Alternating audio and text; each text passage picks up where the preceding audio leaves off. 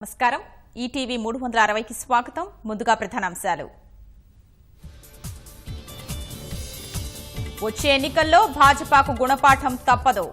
ప్రధాని అబద్ధాలతో ఒక్క ఓటు పడదన్న సీఎం కోడికత్తి కేసు ఎన్ఐఏకు ఇవ్వడంపై చంద్రబాబు ఆగ్రహం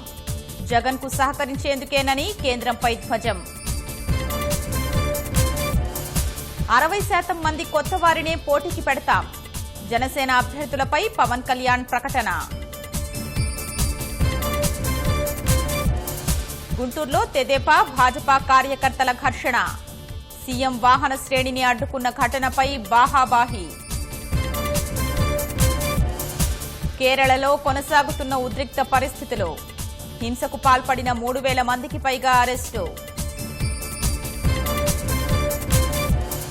పరారీలో ఉన్న ఆర్థిక నేరగాడిగా విజయ్ మాల్యా ముంబై కోర్టు ప్రకటన ఆస్తుల జప్తునకు అవకాశం ఈ నెల 8, 9 తేదీల్లో మరోసారి బ్యాంకుల సమ్మె కేంద్రం కార్మిక వ్యతిరేక విధానాలపై నిరసన